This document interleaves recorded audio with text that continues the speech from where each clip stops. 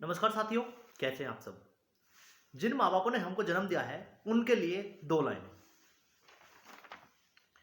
जिंदगी के खेल में जब जब दुख आपको सताएगा, जिंदगी के खेल में दुख जब जब आपको सताएगा, तब तब ये आपका बेटा या बेटी आपकी सबसे बड़ी लाइफलाइन बन जाएगा। ठीक है, तो जिंदगी में हमें इस प्रकार से मेहनत करनी चाहिए, जिंदगी में इस प्रकार से काम करना चाहिए ताकि हम अपने माँ बाप का सपना पूरा कर सकें। उसी के लिए दो लाइन और कहना चाहूंगा। काम से बड़ी कोई ताकत नहीं, काम से बड़ी कोई ताकत नहीं, लोगों के प्यार से बड़ी कोई शोहरत नहीं, और परिवार से बड़ी कोई दौलत नहीं। तो कहने का मतलब ये है कि हमें काम इस प्रकार से करना चाहिए क्योंकि उससे बड़ी कोई मेहनत नहीं है। लोग हमें प्यार करें, उससे बड़ी हमारे पास कोई शोहरत नहीं है। ठीक है, और परिवार इकट्ठा है, परिवार में मेलजोल है, तो उससे बड़ी कोई दौलत नहीं है। तो इन्हीं शब्दों के साथ मैं आज की वीडियो की शुरुआत करने वाला हूं। आज की वीडियो में हम बात करने वाले हैं UP NHM staff nurse 17,291 vacancy 2022 के बारे में। सबसे पहले हम यूपी एनएचएम के बारे में जान लेते हैं। यूपी एनएचएम का मतलब होता है Uttar Pradesh national health mission. Uttar Pradesh national health mission के तहत ये जो वैकेंसी है, टोटल पोस्ट की मैं बात करूँ 17,291 पोस्ट पर जो वैकेंसी आपकी होने वाली है, उसका नोटिफिकेशन कल आउट हो गया था।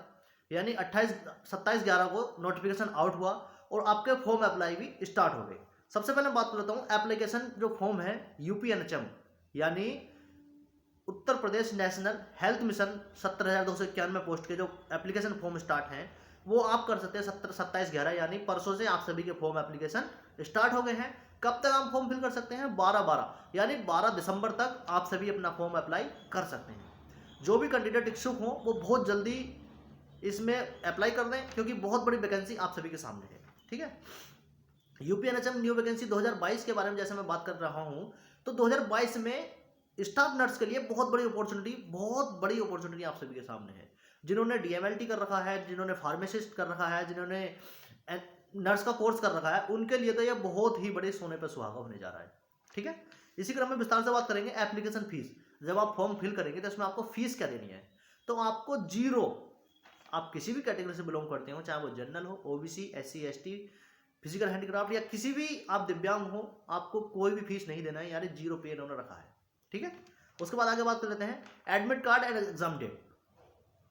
फॉर्म फिल करने के बाद में जो सिलेक्शन प्रोसेस होगा वो मैं बात कर लेता हूँ रिटन एग्जाम के द्वारा होगा। लेकिन बहुत सारे कैंडिडेट ये सोच रहे हैं कि हमारा एग्जाम कब होगा। एग्जाम की और एडमिट कार्ड की अभी इन्होंने कोई भी बात इंक्लूड इसमें नहीं की है, नोटिफिकेशन सून दिखा रहा है। ठीक है, इन फ्यूचर जैसे कोई नोटिफिकेशन आएगा तो मैं आपको अपनी वीडियो में जरूर प्रोवाइड करवाऊंगा, आप इसके लिए मुझसे जुड़ सकते हैं। ठीक है, एज रिडक्शन की बात कर लेता हूँ। सबसे पहले एज क्राइटेरिया आपकी न्यूनतम एज आपकी 18 साल होनी चाहिए और मैक्सिमम एज 40 साल अगर आप जनरल के कैंडिडेट हैं। एज रिडक्शन की बात कर लेता हूं तो एज पर रूल जो आपका कैटेगरी वाइज एज रिडक्शन होता है वो आप सभी को मिलने वाला है। यानी ओबीसी कैंडिडेट 42 साल, एसटी कैंडिडेट 45 साल और एसटी कैंडिडेट 45 साल। बाकी जो और भी कैंडिडेट है उनको 50 साल तक की भी छूट दी गई है कि अगर 50 साल उम्र एज है तो आप तब भी फॉर्म फिल कर सकते हैं। न्यूनतम वेतन की बात कर लेते हैं। सब कुछ हो गया, उसके बाद में न्यूनतम वेतन या वेतन की बात ना की जाए तो बहुत थोड़ा सा ऐसा लगता है ना। वेतन की मैं बात कर लेता हूँ तो न्यूनतम वेतन 13,666 रुपये, जो उसमें सबसे लोअर लिमिट की वैकेंसी है उसमें 13,666 रुपये न्यूनतम वेतन है। और मैक्सिमम की बात करता हूँ मैं 30,000, 30,000 की बात। वैकेंसी डिटेल की मैं बात कर लेता हूँ। स्टाफ नर्स, एएनएम, फार्मासिस्ट और लैब टेक्नीशियन, ये 4 प्रकार की पोस्ट आप सभी की हैं। अलग अलग पोस्ट के लिए अलग अलग वैकेंसी अलग अलग डिस्ट्रिक्ट वाइज हैं। आप फुल डिटेल नोटिफिकेशन में चेक कर सकते हैं।